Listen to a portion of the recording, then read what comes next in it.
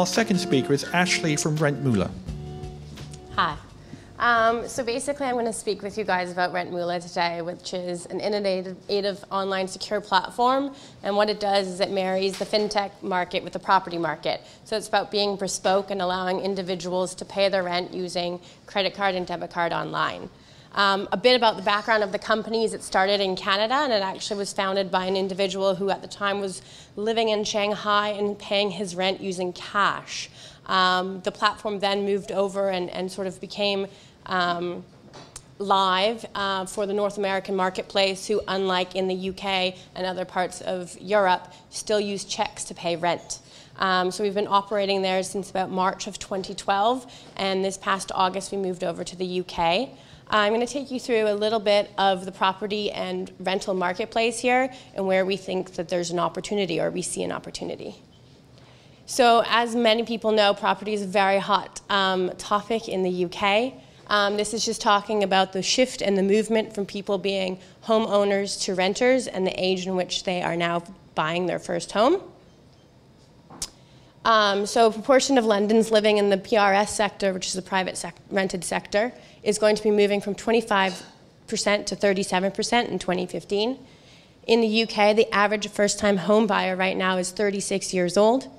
We have in the US, I am going to have a few North American stats in here, about 10 million plus managed units. So overall, in a marketplace that we're currently operating in, which is Canada, the US, UK, and soon to be Australia in 2016, we have about 250 billion a year in potential processing. As it goes forward, now about 35% of people that are 35 and under, people that are 35 and under are just 9%. This is where we see an average of home ownership compared to renters. So we're looking mostly at the owner-occupiers, which is under 35 is the green in column A, and then if you go to column C in private renters, you're going up to about 55% of the marketplace. So that sort of gives you a better understanding. I'm sure you all know about the property market, and we're really just going to take it into the future of online and mobile payments and how we're marrying the two together. So I'm going to show you a bit of statistics that have come out of business intelligence in the US. The UK figures are quite similar and substantial, and anything associated with debit card and credit card transactions are on the rise. So in this particular case, you're taking a look at what's happening in the cash and the check sectors and what's happening and the increase in the debit and credit card forecasts for the US. And then more importantly, you're also looking at what's happening in people paying online bills. So as you can imagine, everybody is used to instant, secure online payments. They're paying any type of sort of property payments, any type of bills, anything associated with making things more quick, efficient, and easy. So what's our value proposition? Well, in this particular case, we actually have two funnels in which we sell into at this particular time. One of which is the tenants, and what's what we consider our generation, and I think a lot of the statistics that I previously showed you probably would marry why in which we're going after this particular target demographic. We like to think of them as people that are adults 18 to 35. They're usually university students, both international and domestic. You're looking at young professionals, and you're looking at expats. The reason why a majority of this happens is if you think of anyone on an international front and you move to a new country, it's very difficult to establish any type of credit and also to do any type of exchange. What our platform allows, it allows an individual to use an international credit or debit card at no additional cost. So it's eliminating any of that back and forth chicken and egg of you need to have a bank account before you have an address and vice versa. You're also going to be looking at students who are not paying their own rent. The parents may live in country, in a different city, or out of the country, and therefore having an online secure platform for them to progress forward is important. Young professionals also, they're essentially early adopters to everything. They're very active, as I go below, in social media, online shopping. They're tech savvy, and they're very experience driven. So they want something clean, clear, and efficient. We'll also get to the experience-driven aspect of it a little bit later. And I guess most importantly, same category as expats, or a little bit of the international student domain, where in which I know I moved here 2.5 years ago, and it was very difficult for me to work with an agent and take any type of flat because I had no credit in this country. And it would have made things a lot easier if I could just move forward and use a Canadian bank account until I had myself set up. I do have a 35 to 54 opportunity up there because these are individuals that are usually the early adopters, the expats, which there's about 42% of expats here in the UK are 35 to 54, and you're usually going to probably see anyone that's a bit of a wealthier, high net worth individual that is an early adopter and that probably pays less attention to transaction fees and also has a credit card that may have some sort of rewards scheme attached to it. I don't know how many people, for instance, use BA Amex or anything of that nature, but more and more people are becoming more cautious of the value adds that they're getting by making purchases using their credit card. This, I just go a little bit more into regards to it. So basically what happens is if I wanted to make a particular rent payment, I would go online and I would either choose to do a one-time payment, which I would do anything for deposits, first-time rent, first-time payments. I would line up and I would go onto the platform, enter my information, actually select my property, which is already preloaded at this point in time because we work with most estate agents and letting agents. I would move through the system, I would make my payment, and I would be able to then therefore better monitor what was happening. Also, if I chose to make reoccurring payments, so set up a mandate in which I used my debit card to continuously make monthly payments, I'd have access to a platform that gave me rewards that were associated with my lifestyle. So as you can imagine, in sort of the world of fintech and everything else, what is key and what is sort of the most information sort of data set that people are talking about is data. So we're now being able to deliver an audience of renters, having them be able to really capture what's going on, and we therefore link with different companies, anything associated with insurance, first-time home purchases and things of that nature, and we're delivering them a right click as soon as they've done paying their rent. And really it's tenant satisfaction. I also then can go in and decide whether I want to pay a credit card or debit card. I also particularly had an instance in which I had my bank set up a standing order for me and they set it up quarterly instead of monthly. And of all honesty, it was such a pain in the butt because I was away on business and I had to call my bank and then trust the fact that they set something up properly. So it's putting a lot more of the financial responsibility and direction into my hands, yet you'll see it's still monitored by the landlord or the agent. In the same way, it'll eventually become into a platform in which I can now have a stable statement that shows every time I've paid rent, when I have been late in paying my rent and doing anything else. So essentially, if I were to move to another country, I would be able to have a platform that allowed me to show my past rental payments and history.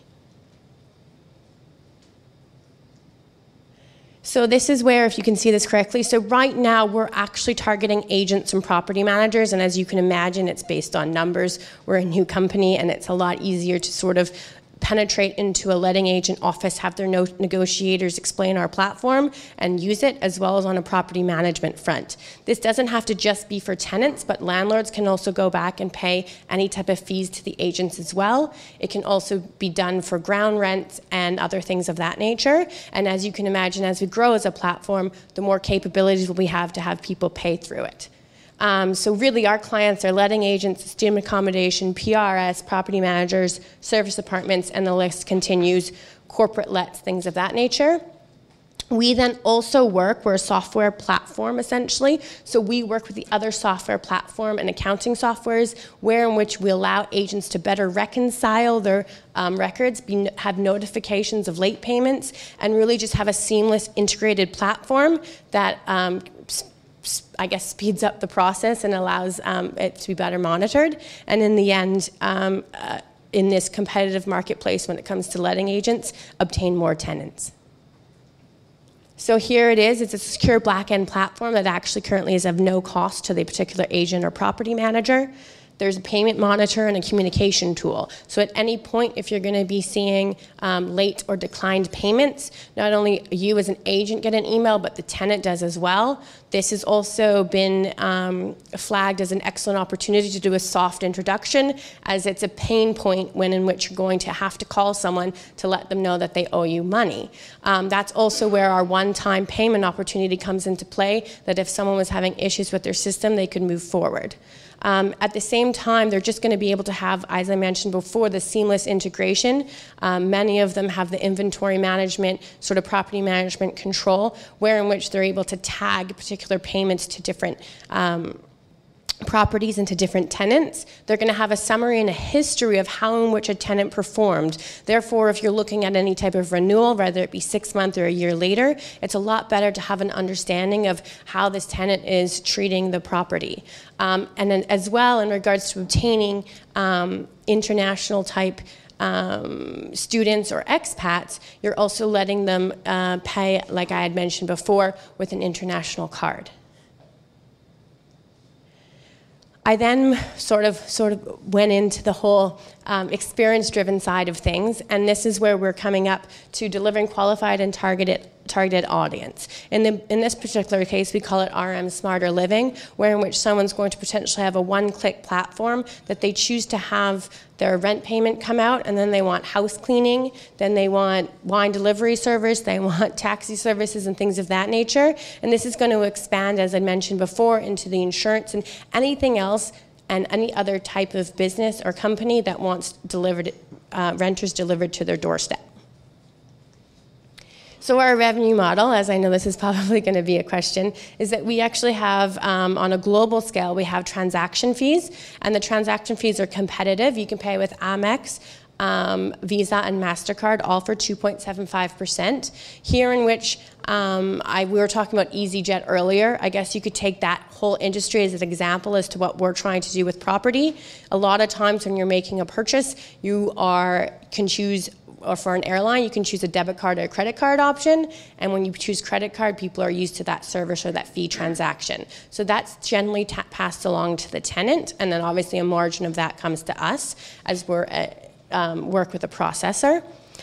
We also have the affiliate marketing program. As I mentioned, data is really just king this day and age. Anything associated with data and content is very highly valued. And then in the UK, we have a £1 debit card transaction fee, and I have it at about merchant-led. It's about 90% of agents and property managers in this particular case will take on that fee. So accomplishments to date is we've processed about over 7 million in Canadian and rent fees and services. We've secured partnerships with Visa, MasterCard, Discover, and American Express, and this is on a global level.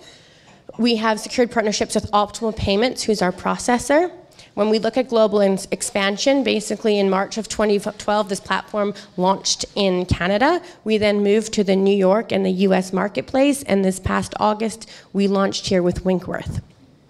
Technology-wise, it's cloud-based, user-friendly global platform that's accessible in over 100 countries. And as I progress forward, it's not just an online platform, but it's also mobile, which is very key.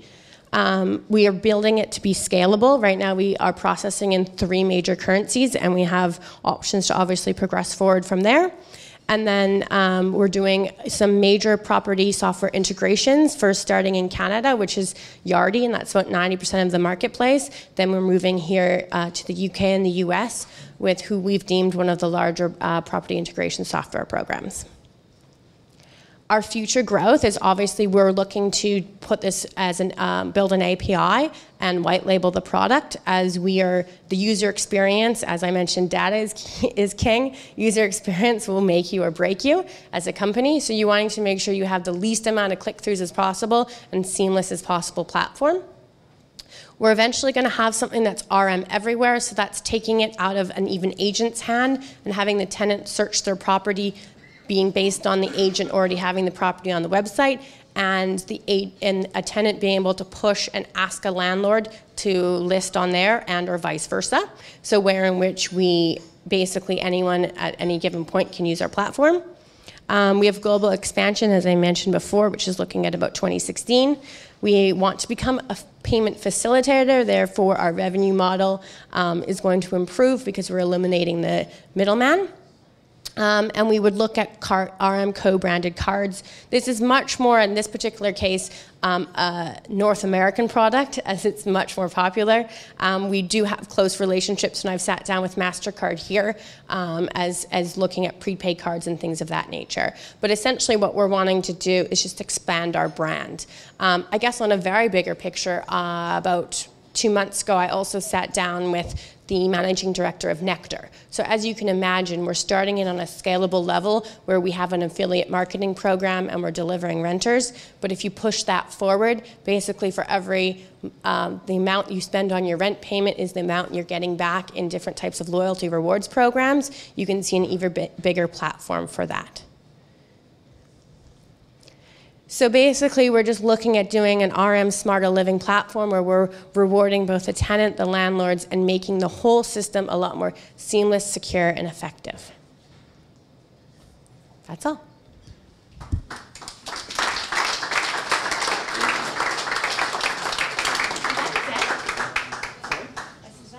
That was good time. Your time was actually impeccable.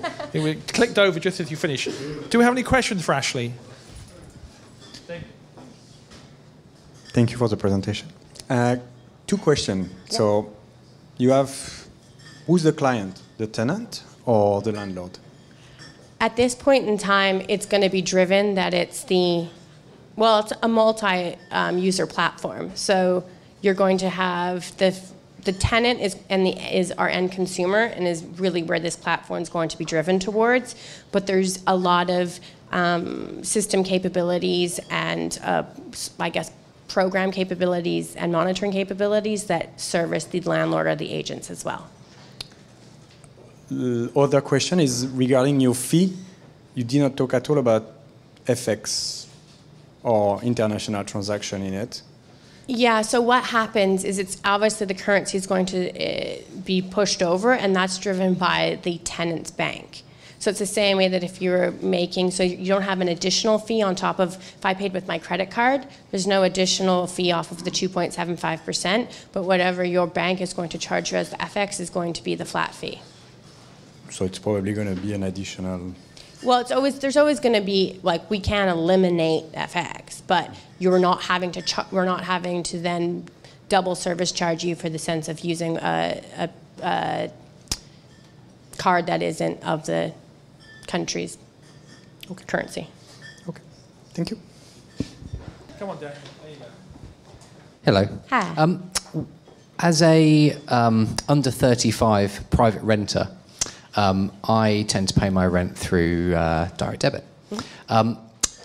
What would you see as your sort of go-to-market strategy, your priority audiences, given that me and many of my friends would usually pay their rent in that way?